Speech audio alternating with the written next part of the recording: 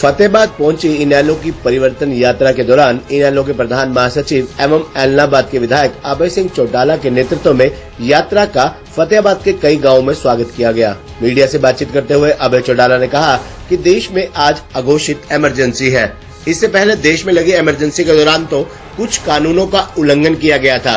पहले की सरकारों को गिरफ्तार व्यक्ति पर आरोप साबित करने होते थे कि वह दोषी है या नहीं, लेकिन आज भाजपा सरकार में ईडी जैसी कई एजेंसियों का गठन हो चुका है कि इनके द्वारा गिरफ्तार किसी व्यक्ति को एक बार यदि जेल में डाल दिया गया तो खुद उस व्यक्ति को यह साबित करना पड़ता है कि वो दोषी नहीं है। आज देश और दुनिया में पाकिस्तान से भी बुरे हालात हमारे देश में है। भाजपा को सत्ता से बाहर करने के लिए महागठबंधन होगा और चुनाव में कौन सी पार्टी किस तरह से चुनाव लड़ेगी इसकी रूपरेखा भी जल्द तय होगी। क्षेत्रीय पार्टियों को भाजपा खत्म करना चाहती है, लेकिन भाजपा इसमें कामयाब नहीं होगी और क्षेत्रीय पार्टियां और ज्यादा उभर कर आएंगी। 9 साल के कार्यकाल के दौरान भाजपा के पास उपलब्धि के तौर पर कुछ नहीं है। चुनाव में अब ये फिर से हिंदू का मुद्दा चलाएंगे, राम मंदिर की उपलब्धि भुनाएंगे, लेकिन आज की जनरेशन ये समझती है कि देश इस तरह के एजेंडों से आगे नहीं बढ़ सकता, इसलिए भाजपा का सत्ता से बाहर होना तय है। उन्होंने कहा कि प्रधानमंत्री फिलहाल विदेश के दौरे पर है और अमेरिका में व्हाइट हाउस के सामने भारतीय मूल के लोगों ने प्रधानमंत्री और उनकी सरकार के खिलाफ आवाज बुलंद की है। यहां तक कि कहा है कि इस प्रधानमंत्री ने देश का लोहा तक बेच दिया और क्या बेचना चाहते हैं। इनेलो की परिवर्तन यात्रा को लोगों का काफी समर्थन मिल रहा है और लोग लगातार इनेलो से जुड़ रहे हैं। हरियाणा में कांग्रेस की गुटबाजी पर चौटाला ने कहा कि कांग्रेस में हमेशा से गुटबाजी रही है, ये खत्म नहीं हो सकती। पहले भूपेंद्र हुड्डा कहते थे कि मैं सीएम पद का दावेदार हूं, लेकिन उनके नए प्रभारी ने कहा है कि हमारे पास 3 सीएम के चेहरे हैं, चौथे का उन्होंने नाम नहीं लिया और इसी पर बात बिगड़ गई। किरण चौधरी ने भी अपने आप को सीएम का दावेदार मानती है। कुलदीप बिश्नोई भी अपने आप को कांग्रेस में सीएम पद का दावेदार मानते थे, लेकिन वह पार्टी छोड़कर चले गए। लेकिन भाजपा में भी कुलदीप बिश्नोई हाशिए पर है। कुलदीप बिश्नोई जिस भी पार्टी के साथ जुड़े हैं, उन्होंने हमेशा उनकी पीठ में छुरा घोंपा है और भाजपा उनके बारे में ये सब अच्छे से जानती है। आज मेरा 56वां विधानसभा क्षेत्र है। अब तक 55 करके आया हूं और करीब 2300 किलोमीटर से ज्यादा का सफर किया मैंने। एवरेज 10 गांव भी अगर आप रोज के मेरे मानो तो करीब 1150 से ऊपर गांव हो गए और 14 हेडक्वार्टर हो गए, डिस्ट्रिक्ट हेडक्वार्टर। और इतने ही कोई 53-54 के करीब जो है आपके सब डिवीजन हो गए। लोगों का जो रिस्पांस है इस गर्मी में, उसका आप अंदाजा नहीं लगा सकते। काफी भीड़, हजारों की संख्या में लोग मेरे साथ चलते हैं। अब भी आप यात्रा में मेरे साथ थे, आपने देखा होगा नौजवान लड़के जो हैं उनमें एक अलग उत्साह है, अलग जोश है और बहुत बड़ी संख्या में सुबह से शाम तक मेरे साथ चलते हैं। और हर बच्चे के दिमाग में एक ही बात है कि हमने 10 साल कांग्रेस को देख लिए, 8.5 साल बीजेपी को देख लिए। इन्होंने हमारे साथ धोखा किया, दगा किया है। अगर नौजवानों को सबसे ज्यादा किसी ने अहमियत दी, ताकत दी, तो चौधरी देवीलाल ने और चौधरी ओम प्रकाश चौटाला ने दी। अब फिर से नई पीढ़ी जो है, जिसको बरगला लिया था लोगों ने, उसको ये बात समझ में आ गई कि हमारा भविष्य इंडियन नेशनल लोकदल पार्टी के साथ है। कोई फर्क नहीं पड़ता। मेरा इलाहाबाद का चुनाव था, देश के प्रधानमंत्री आए, देश का होम मिनिस्टर आया।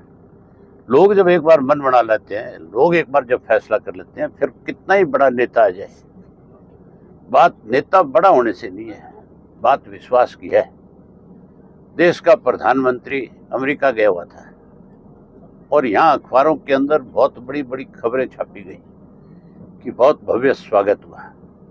मैं अभी आपके आने से पहले यूएसए का एक वीडियो देख रहा था। Go back Modi, go back के नारे नहीं, हैंग किया हुआ था मोदी को, और वो भी व्हाइट हाउस के सामने। और बहुत सारे इंडियन कम्युनिटी के लोग वहीं इकट्ठे हुए और उन्होंने कहा कि इसने हमारे देश का लोहा बेच दिया। मतलब आखिरी चीज जो थी वो भी इसने बेच दी। देश को कहाँ लेकर के जाएगा मोदी? केवल अखबार में और मीडिया से कोई आदमी पॉपुलर नहीं हो सकता। अब मोदी की उल्टी गिनती शुरू होगी। अब देश का विपक्ष इकट्ठा होगा और हर हालत में 2024 में भाजपा सत्ता से बाहर हो जाएगी, सत्ता में नहीं रहेगी। हम तो शुरुआत करने वाले हैं। हमने तो फतेहाबाद रैली से शुरुआत करी थी, आप लोग वहां मौजूद थे। इसकी शुरुआत चौधरी ओम प्रकाश चौटाला ने करी है।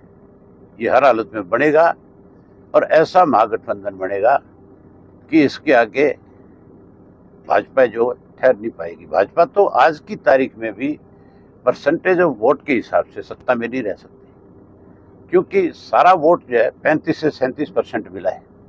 63% वोट जो है भाजपा के खिलाफ है। अब वो इकट्ठा होगा और वो भाजपा को सत्ता से बाहर करेगा। तो कहते हैं कि हम 9 साल का लेखा जोखा लेकर के आए हैं।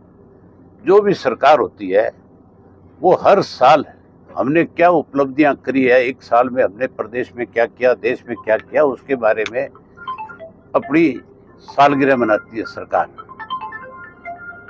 इन्होंने हर साल जो है अपनी उपलब्धि बताने की बजाय अब 9 साल बाद मैदान में आए, क्योंकि चुनाव आ गया। अब ये हिंदू कार्ड भी खेलेंगे, अब ये राम मंदिर को बनाने की कोशिश करेंगे।